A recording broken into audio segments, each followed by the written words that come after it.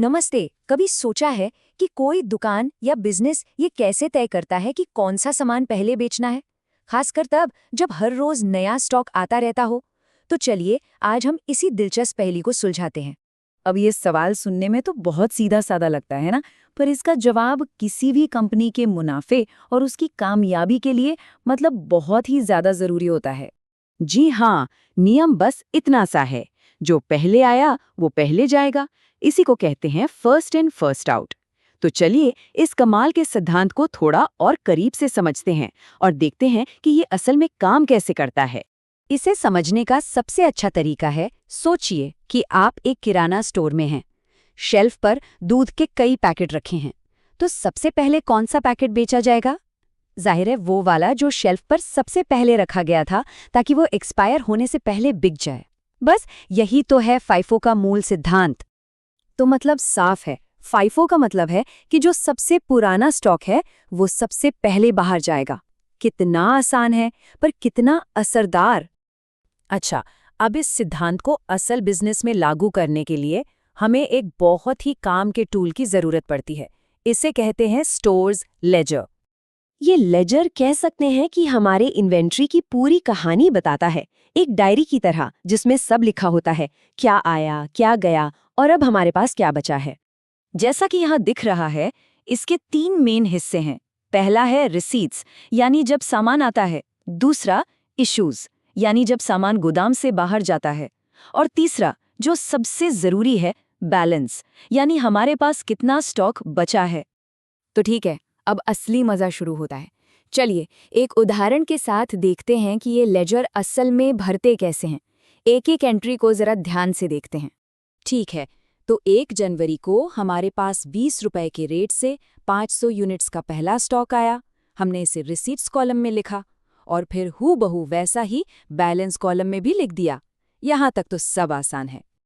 अब देखिए, 10 जनवरी को 24 रुपए के रेट से 300 यूनिट्स का एक नया स्टॉक आता है। यहीं पर एक बहुत ज़रूरी बात है। जब नया स्टॉक आता है तो हम बैलेंस को अपडेट कैसे करते हैं, यहीं पर लोग अक्सर गड़बड़ कर देते हैं। लेकिन फिक्र की कोई बात नहीं। इसके लिए एक सुनहरा नियम है, एक गोल्डन रूल, जो ये पक्का करेगा कि हमसे कभी कोई गलती न हो। ये नियम समझ लीजिए कि फाइफो की आत्मा है, इसे बस गांठ बांध लीजिए। हमेशा पहले पुराने बैलेंस को नीचे उतारें और फिर नई एंट्री को उसके नीचे लिखें। इससे हिसाब कभी नहीं उलझेगा। चलिए अब मान लेते हैं कि 15 जनवरी को हमें 700 यूनिट्स किसी को देने हैं, मतलब इश्यू करने हैं। अब हम ये कैसे करेंगे, क्योंकि हमारे पास तो 2 अलग-अलग रेट वाले लॉट हैं। देखा, कितना आसान है। पहले आओ पहले जाओ। हमने 500 यूनिट्स का पूरा पहला बैच इस्तेमाल कर लिया और जो बाकी 200 यूनिट्स की जरूरत थी वो दूसरे बैच से ले ली। तो अब हमारे पास सिर्फ दूसरे बैच की 100 यूनिट्स बची हैं। और फिर 20 जनवरी को एक और नया स्टॉक आया। तो हम क्या करेंगे?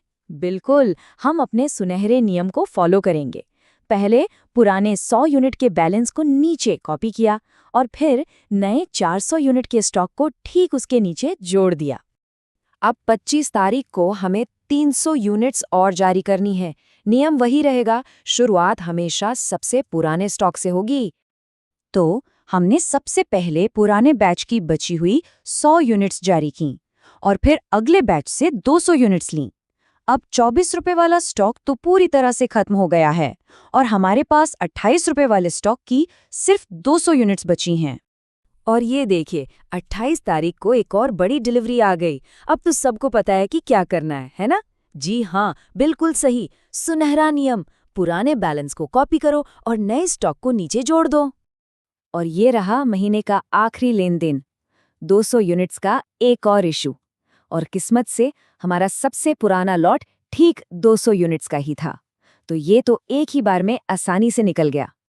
तो आखिर में हम अपने महीने के अंतिम बैलेंस पर पहुंचते हैं, जिसे हम क्लोजिंग स्टॉक भी कहते हैं।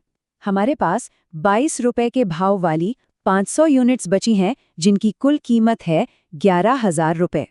तो ठीक है, हमने ये सब कुछ सीखा, ये पूरी ट्रैकिंग की, लेकिन असल में फीफो किसी भी बिजनेस के लिए इतना ज़रूरी क्यों है? चलिए इस पे बात करते हैं। इसके बहुत सारे फायदे हैं। एक, ये पुराने माल को खराब होने या आउट ऑफ फैशन होने से बचाता है, जिससे नुकसान कम होता है। दूसरा, ये समझने में बहुत आसान है तो गलतियां कम होती हैं।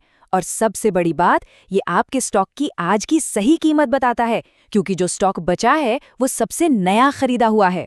मतलब फीफा बिजनेस को स्मार्ट फैसले लेने में मदद करता है।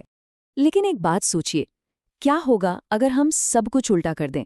मतलब जो नया स्टॉक आया है उसे सबसे पहले बेचें। खैर, ये एक बिल्कुल अलग और दिलचस्प कहानी है और शायद अगली बार के लिए एक नया विषय।